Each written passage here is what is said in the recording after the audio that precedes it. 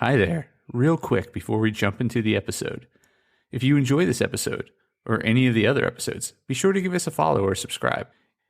It would also be great if you shared it with a friend, or better yet, left a review so others can know how awesome it is. Thanks so much. And now, the episode.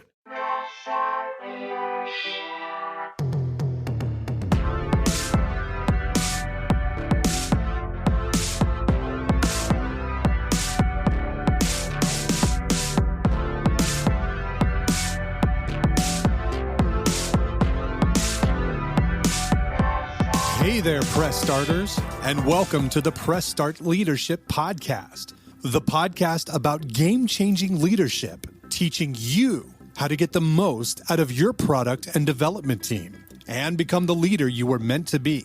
Leadership coaching and training for the international game industry professional. Now, let me introduce you to your host, the man, the myth, the legend, Christopher Mifsud. Hey there, Press Starters, and welcome back to another episode of the Press Start Leadership Podcast. On this week's episode, we're going to discuss reviews and stacking, two things that go great together. First up, the secret to a 5-star performance review. How to tell your employee they aren't a unicorn, but still special. When I give performance reviews, I use the same system wherever I may be working. I work with a principle of 5 stars. I explain this before every review, so I'm sure the person I'm reviewing knows where they stand and why. It's easy for people to use their own system ahead of time, then face disappointment when their assessment doesn't match up with their bosses. There's a tendency to award lots of 4s and 5s, but trust me, once you see my system, you'll understand why those numbers are rare. First, let me describe what each number means, starting with 3. This is the baseline for the whole process. As a baseline, 3 represents that you're doing your job, and that is great. There's nothing wrong with a 3. That is what you get paid for. You do your job. In most categories, you will be a 3. Most people will be a 3. If I think, Bob is great, he does his job, shows up on time, no complaints from me, that is a solid 3. In individual categories, for an overall 3, I look for places to discuss either danger spots for them dipping to a 2, or areas they could reach a 4 with a little more consistent effort. Next, let's talk about 2s and 4s. A 2 is not performing at the expected level of their work. A 2 should not be a surprise. The issues have been discussed. You have put together a performance improvement plan, and this annual review falls over this improvement plan period. Note it and discuss it. And this is a good time to see if this person needs any support. Hopefully, you are doing this regardless, but any touch points with your employees are important, especially for one that is struggling. Usually, I give 0 to a couple of these on a performance review, again, depending on previous issues discussed. I can't say this strongly enough. It is imperative to avoid surprises, as they can derail and demotivate. Do not wait till a yearly performance review to tell someone they need substantial improvement. Deal with this in a timely manner, separate from the review. A 4 goes beyond the expected and exceeds normal expectations consistently. I want to stress the word consistently. Often employees say, "Remember that one time I came in early?" Or, "That one time I did this other thing?" My answer is usually, "Yes, and thank you for doing that." Hopefully, you thank them when they did it too. Once in a blue moon isn't exceeding the normal expectations. No, exceeding expectations is consistently showing that effort. You see this in your rising stars, and you should be noting their consistent performance, acknowledging it, and now rewarding it. Here I try to find at least one category the employee excels in and give examples emphasizing the consistency of the behavior and the appreciation of the extra effort. The outliers here are truly outliers. As I tell my employees, if you were a 1, we wouldn't even be talking at this point. Or it would be a different conversation at least. 1s are people who fail to improve on a performance improvement plan and just didn't rise above, for whatever reason. So, with that in mind, I generally never have a 1 on my employee reviews. There are always exceptions, but I consider it a failure on my part as a manager and a leader to let things get to this point without a prior discussion. A 5 is for Olympic athletes and unicorns. They consistently go above and beyond what is expected of them, as well as providing expertise or inspiration for that category of the evaluation. These are not only rising stars, but hopefully, you have earmarked them for fast tracking or promotion. You have already discussed their growth, and you have a plan for this individual. They are hard to keep, and so it is important to keep them engaged and aware that their efforts and work are acknowledged and appreciated.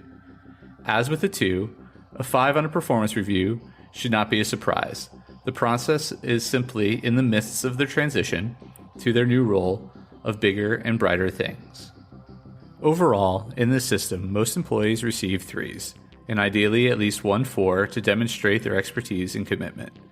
Your employees who are working on improving may have a 2, but there's an improvement plan in place. Rising stars who are growing into new things have their 5. You already filtered out the 1s prior to this process. The scarcity is important, and it sets reasonable expectations for employees. All the more so, since most companies do not reward equal financial compensation during annual reviews. Why tell an employee that they are a rock star to make them feel good, but compensate them as if they aren't? Hopefully, you can provide more than financial reward for your employees, but that's another discussion. In the end, the key is to give a fair assessment of your employees and coach them on ways that they can improve. Be upfront about this process. Correct unwanted behavior early, not during reviews. Track rising stars in a timely manner so that you don't lose them. Instead, put them on a path of growth and success. Over time, you'll get more 4s. Weed out potential 1s and attract more unicorns. Who doesn't love horses who can stab with their head? And those are secrets to a 5-star performance review. Next up is stacking the fairest way to distribute review money? Employee leaderboards, or as HR hates to call it, stacking. Let me start by saying that I am not a fan of stacking employee curves, 15, 70, 15. As I've said before, I believe that employees have different strengths and weaknesses. You should be constantly coaching and working with your teams to help them grow. However, it is naive to think that, at the end of the day, all of your employees perform equally. I've heard managers say all their employees are rock stars. Maybe so, but are they Mick Jagger rock stars or garage band rock stars? Come that magical time of year for salary reviews, you face a conundrum of who gets how much. Most companies I've worked for have a set pool based on a percentage of the overall salaries of the company. Let's say it's 5%. So everybody gets 5% of their salary thrown into the magical pool of money. Now, if we really lived in the world where everyone is Mick Jagger, the easy thing to do is just give everyone 5%, and call it a day. This also assumes that you hired everyone at market value, and that all roles in the company are paid equally amongst similar roles. So there's no need for market adjustments or discrepancy correction. If this is the case, you can stop reading now. You get a high 5 and you can get the hell out of here. And send me a message if you're hiring. Going back to the magical pool of finite money, you have to divvy it up some way. You could use performance reviews and take some calculation from that of overall score to determine the magical stacking curve. That could be dangerous, however, if you didn't double check to make sure that it was fairly appraised. If everyone is a rock star, they have different strengths and weaknesses. They're all equal though, so again, give everyone 5% and call it a day. When I tell managers to build a leaderboard of sorts for their employees, if they are really honest, they will say, okay, this person is more Mick Jagger than this person. Managers often complete their assessment separate from a leaderboard. That is okay at first, but it's important to have a reference to reel you back to reality. You don't lead a team of Olympic unicorns. You have a team of high-performing human beings, or maybe just a good team.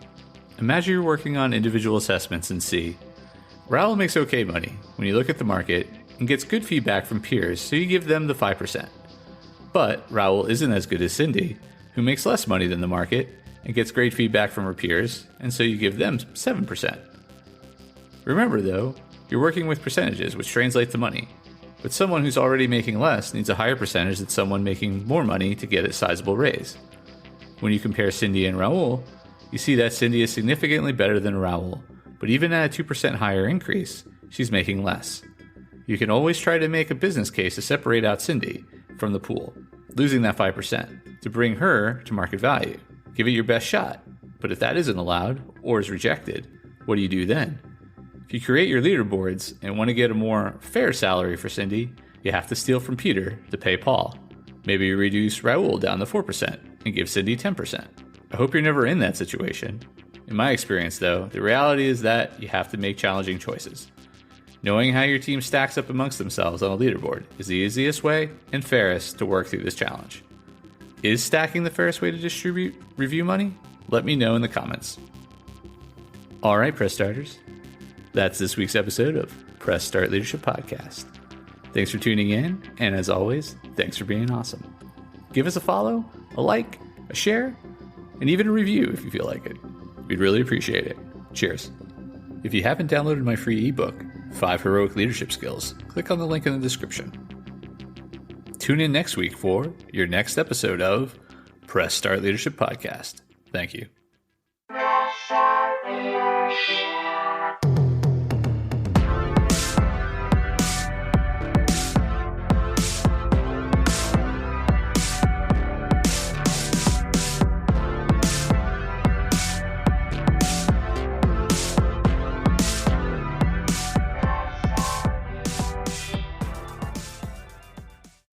Oh, hi. Man, the episode's over, but thanks for sticking around till the end. Be sure to check out more episodes in the playlist and new episodes every week on Monday. Follow or subscribe so you never miss an episode. Don't forget to leave a review. Thanks again for being awesome.